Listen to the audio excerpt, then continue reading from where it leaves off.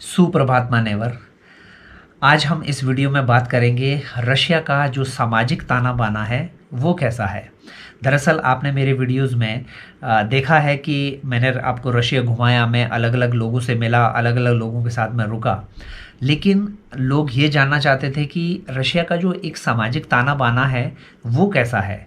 तो इस वीडियो में आज हम बात करेंगे रशिया के समाज के बारे में, वहाँ के लोगों के रहन सहन के बारे में, वहाँ पे क्या क्या होता है उस सब के बारे में आपसे बात करूँगा। जो लोग इस चैनल पे नए हैं वो शायद ये जानेंगे कि मुझे इन सब के बारे में कैसे पता।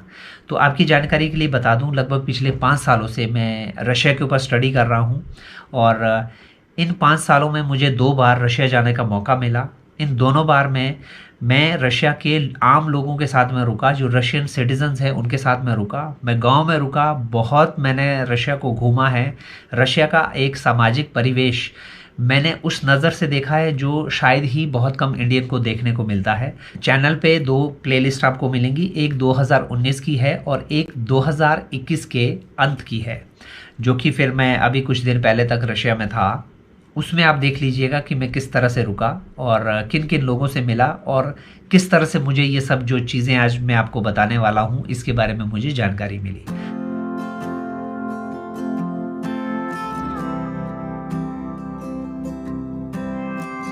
रशिया के समाज के बारे में चलिए बात करते हैं। सबसे पहले थोड़ा सा मैं आपको ले जाना चाहूँगा 1991 में, जब सोवियत यूनियन टूटा था। उस समय और आज का रशिया में क्या फ़र्क है। 1991 में जब सोवियत यूनियन टूटा था तो रशिया बहुत ज़्यादा गरीबी में आ गया था। आप में से बहुत सारे लोग जानते होंगे कि रशिया में इतनी बुरी हालत होगी कि लोगों के पास में ब्रेड के लिए पैसे नहीं होते थे। मेरे भी जो मित्र हैं बेलगोरोड में, तो एक बार मेरी उनसे बात हो रही थी तो उन्होंने मुझे एक एग्जांपल दिया था कि उनका बचपन कैसे बीता है। तो मुझे बताया गया कि वहाँ पे जो छोटे बच्चे हैं वो क्या करते थे, उनको जो बियर कैन होती है वो दरअसल एल्युमिनियम की होती है। तो वो जो दुकान वाला है वो क्या कहता था उनको कि 10 कैन खाली कैन लेके आ जाओ तो मैं आपको एक चॉकलेट दूंगा या आपको एक आइसक्रीम दूंगा। तो मेरे होस्ट कहते हैं कि हम जब छोटे थे तो हम गलियों में जाके बियर की खाली कैंस ढूंढना शुरू करते थे और फिर 10 कैन जैसे ही इकट्ठी हो जाती थी फिर हम दुकान पे जाते थे और दुकानदार हमें फिर एक चॉकलेट या फिर एक आइसक्रीम देता था।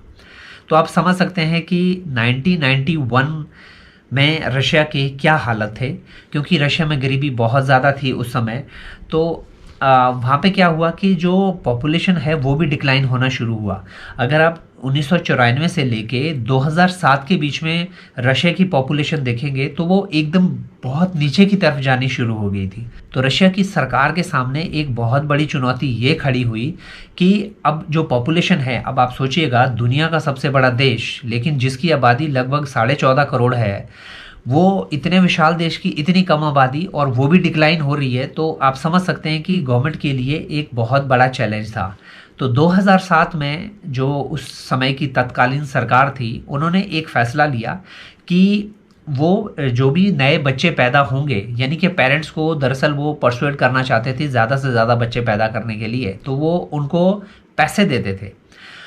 अभी तक ये चीज़ चल रही है कि अगर किसी के 2 बच्चे होते हैं तो उनको 5 लाख रूबल 2 बच्चों के, जिसमें से 5 लाख में से 30,000 रूबल कोई उनका प्रोसेसिंग चार्ज कट जाता है सरकार का, यानी कि उनको 4,70,000 रूबल मिलते हैं 2 बच्चे होने पे।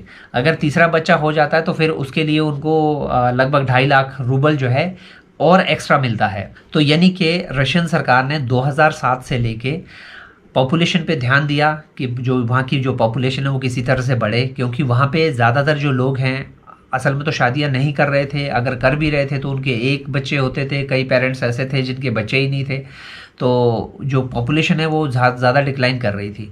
तो उसके बाद में सरकार का ये फार्मूला खैर कामयाब हुआ, लेकिन अभी भी लगभग पिछले 3 सालों से दोबारा से जो पॉपुलेशन है वो एक बार फिर से रशिया की डिक्लाइन होनी शुरू हो गई। ये एक रशिया के लिए चिंता की बात है। उसके बाद जो दूसरी सबसे बड़ी समस्या है रशिया के समाज में वो थी डिवोर्स की, यानी कि जो शादियां हैं वो बहुत जल्दी टूट जाती थी। पिछले एक वीडियो में मैंने आपको बताने की कोशिश की कि रशिया में जो डिवोर्स रेट है वो 60% से भी ज़्यादा का है। लेकिन दरअसल अगर आप इसको इंटरनेट पे चेक करेंगे तो वो लगभग 73% है। 100 में से 73 शादियाँ रशिया में टूट जाती हैं। तो आप समझ सकते हैं कि वहाँ पे का जो समाज है वो दरअसल किस मुहाने पे खड़ा है। घर तुरंत टूट जाते हैं। एक मैं आपको वाकया सुनाता हूँ, खैर मैं नाम नहीं लेना चाहूँगा। तो दरअसल मैंने उनसे पूछा कि आपके पेरेंट्स कहाँ पे है, तो उन्होंने कहा कि कौन? मैंने कहा आपके पिताजी कहाँ हैं? तो उन्होंने कहा कि वो अपनी वाइफ के साथ में है। तो वो मुझे थोड़ा सा अजीब लगा कि अपनी वाइफ के साथ में। तो मैंने पूछा तो आपकी माता जी के साथ में? कह रहे नहीं नहीं, वो अपनी वाइफ के साथ में है। तो मैंने कहा आपकी माता जी कहाँ हैं? तो उन्होंने कहा कि वो अपने पति के साथ में। देखिए, आम लोगों हम लोगों के लिए, भारतीयों के लिए ये एक अजीब सी सिचुएशन होगी कि आप समझ ही नहीं पाएंगे। थोड़ी देर तो मुझे समझ ही नहीं आया, लेकिन बाद में मुझे पता चला कि रूस में काफ़ी पहले से ये जो डिवोर्स का हिसाब किताब है वो चल रहा है, और ज़्यादातर जो शादियां हैं वो टूट जाती हैं। उसके बाद में जो हस्बैंड है वो किसी और से शादी कर लेता है, या जो वाइफ है वो किसी और से शादी कर लेती है। तो ये थोड़ा सा अजीब है, जो शायद से एक भारतीय होने के नाते मेरे लिए थोड़ा सा अजीब था। तो ये वहाँ पे एक बहुत बड़ी समस्या है कि आज जो घर हैं वो बहुत जल्दी टूट जाते हैं। अब इनके पीछे के जो कारण मुझे पता चले हैं रूसी लोगों से बात करने के, वो ये है, महिलाओं का कहना है कि जो रूसी व्यक्ति हैं वो ज़्यादा रिस्पॉन्सिबल नहीं होते, जिम्मेदार नहीं होते हैं फैमिली के लिए। जैसे कि उनका ये मानना है कि वो ज़्यादातर जो है नशे में डूबे रहते हैं और उनको अपनी फैमिली की परवाह नहीं होती है। ये एक बहुत बड़ा कारण माना जाता है रूस में डिवोर्स का। और दूसरा जो कारण माना जाता है वो है फाइनेंशियल कंडीशन, कि जो हस्बैंड है वो ज़्यादा सीरियस है नहीं वो पैसा कमाने में, लेकिन जो वाइफ हैं यानी कि जो रशियन महिला होती हैं, वो हमने एक और भी वीडियो में बात किया था कि जो रशियन महिलाएं हैं वो बड़ी रिस्पॉन्सिबल होती हैं, बड़ी जिम्मेदार होती हैं, ख़ास करके अपनी फैमिली के प्रति। हमने उस वीडियो में ये भी बात की थी, इलिया भाई ने मुझे बताया था ये बात। आपने सुना होगा कि इलिया भाई ने एक एग्जाम्पल दिया था कि रशियन महिलाएं इतनी बहादुर होती हैं। वो उन्होंने एक रशियन में कोई कविता सुनाई जिसका जो मतलब है वो ये था कि रशियन महिला दौड़ते हुए घोड़े को पकड़ सकती है और जलते हुए घर से अपने बच्चे को निकाल के बचा सकती है। तो यानी कि रशियन जो महिलाएं हैं वो कहते हैं कि दुनिया की सबसे मेहनती महिलाएं हैं, ऐसा कहा जाता है उनकी तरफ से। और इसीलिए आप देखेंगे कि ज़्यादातर जो रशियन महिलाएं हैं वो अलग रहती हैं। और रशिया में महिलाओं के लिए ऐसा कोई कानून भी नहीं है कि अगर उनका डिवोर्स हो जाए तो उसके बाद जो है जो पुरुष है उनको जिम्मेवारी उठानी पड़ती है, ऐसा नहीं है। मैंने देखा है बहुत सारे ऐसे एग्जाम्पल जहाँ पे महिला एकदम अलग और जो पुरुष है वो एकदम अलग, उनकी अलग अलग शादी हो गई है, वो ना उसको उससे लेना है ना उनको उससे लेना है। नंबर 2, एक चीज़ मुझे और लगी रशिया में कि वहाँ पे जो पिता होता है उसका बच्चे के प्रति जो मोह है वो बहुत कम होता है। यानी कि अगर वो किसी दूसरी महिला से शादी करता है तो अपने जो पीछे वाला बच्चा है उससे उसका ज़्यादा मोह रह नहीं जाता है, ऐसा मुझे दिखा वहाँ पे। और जो मैंने बात की है रशियन लोगों से वो मुझे लगा जो ज़्यादातर बच्चे हैं वो महिलाओं के साथ में रहते हैं। रूस में एक कानून है कि जो भी मेल बच्चा 18 साल का होते ही उसको 2 साल के लिए रशियन आर्मी में जाना ज़रूरी है।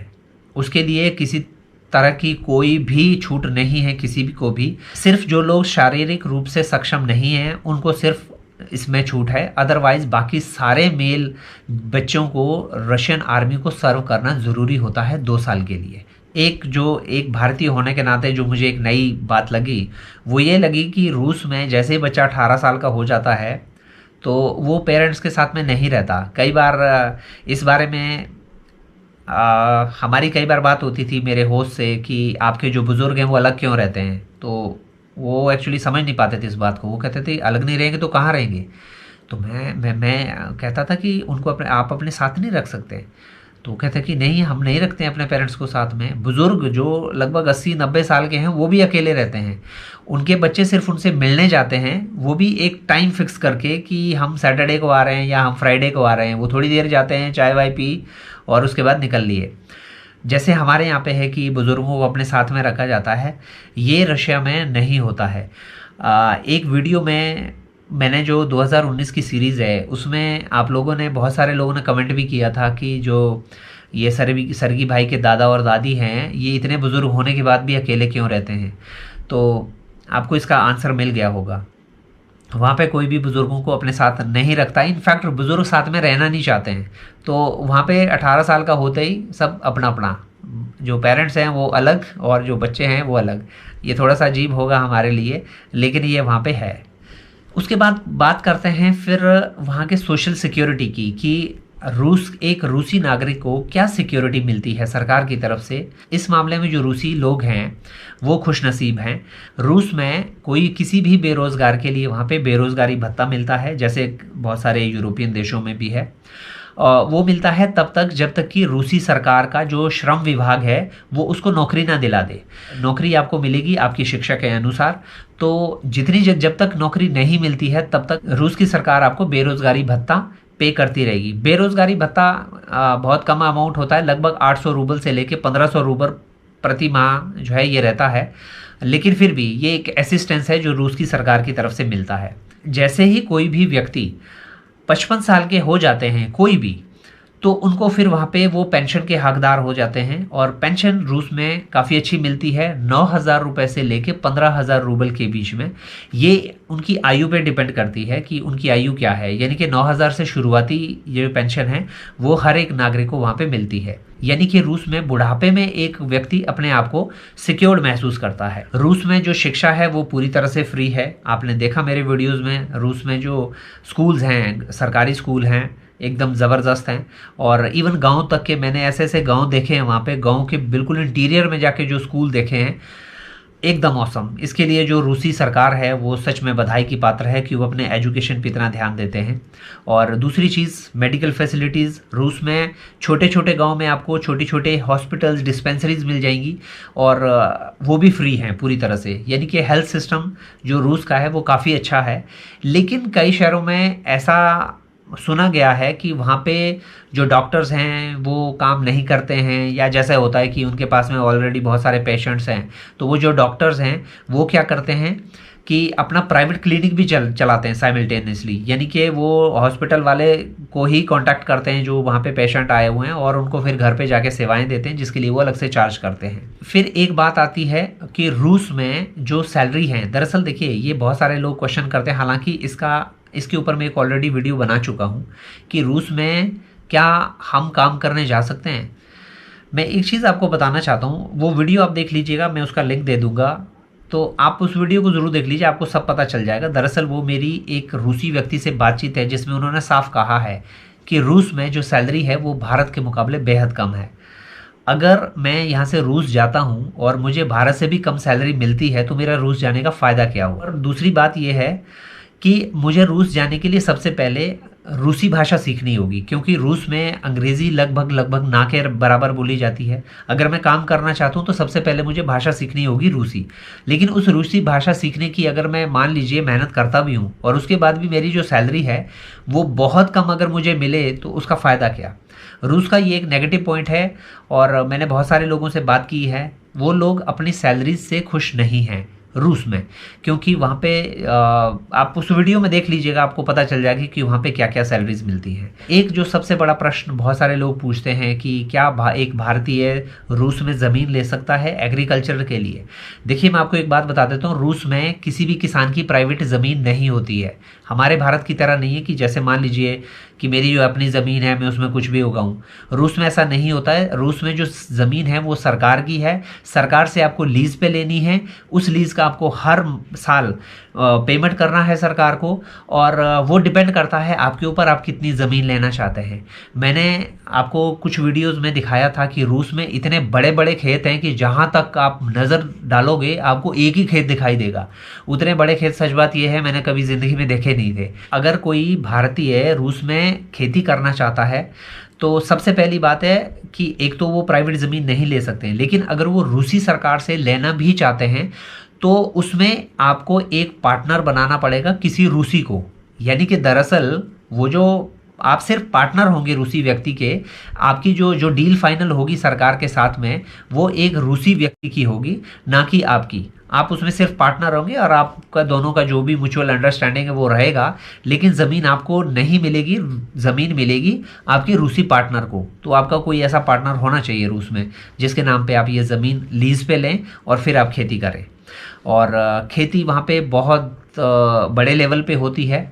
और उसके लिए आपको एक बात बताना चाहूँगा कि वहाँ पे यहाँ तक कि जो खुदाई के भी ठेके अलग होते हैं। मैंने खुद देखे वहाँ पे जो खेतों में कि किसी खेत में टेंडर हो रहा है, किस चीज़ का टेंडर हो रहा है जी, ये खुदाई का टेंडर हो रहा है। मतलब कि खुदाई करने के लिए एक स्पेशल कंपनी होती है, वो किसान को खेत सिर्फ जोत के देती है।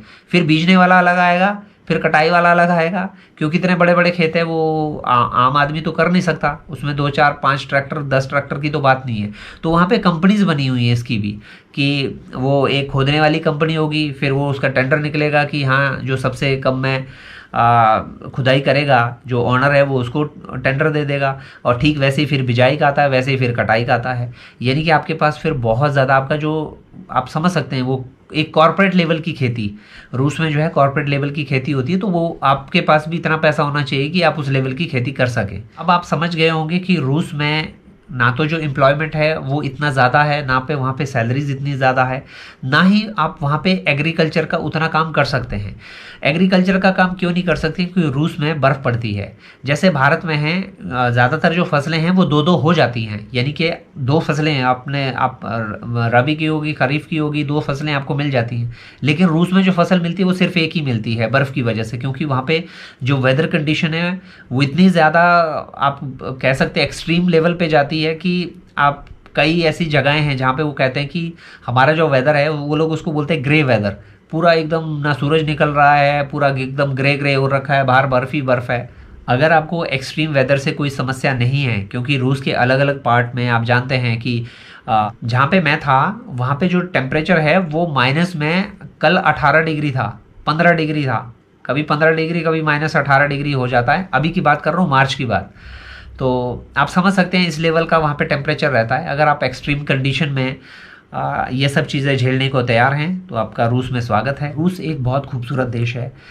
एक गरीब रूस 1991 में एक गरीब रूस से आज वो एक सुपर पावर बना। नो डाउट उन लोगों ने बहुत मेहनत की। एक इतने बड़े देश का खर्चा आप समझ सकते हैं कि रूसी सरकार के ऊपर कितना खर्चा आता होगा। वहाँ पे 200-200 300-300 किलोमीटर की जो रोड बनती है वो सिर्फ बनती है एक छोटे से गांव के लिए। कई ऐसे रूसी गांव आपको मिलेंगे जो 150-200 किलोमीटर बाद आते हैं, लेकिन रूसी सरकार को वहाँ के लिए रोड बनानी पड़ती है। अगर हम बात करें आज के रूस की, आज का रूस सच में आपको बेहद विकसित दिखेगा। आपको बिल्कुल महसूस नहीं होगा कि 31 साल पहले ये जो रूस है यहाँ पे खाने के लिए ब्रेड तक नहीं होती थी। लेकिन रूस ने जो भी किया है 30 और 31 सालों के बीच में ये सब कुछ किया है। आज का रूस सच में आपको बेहद एडवांस लगेगा। और अभी भी रूस क्योंकि इतना बड़ा है, आप समझिएगा एक ऐसा देश जिसमें 11 टाइम जोन है, यानी कि 11 तरह का टाइम बचता है। आप समझिएगा कि व्लादिवोस्तोक में सुबह हो रही होती है और मॉस्को में शाम हो रही होती है, तो कितना फ़र्क है।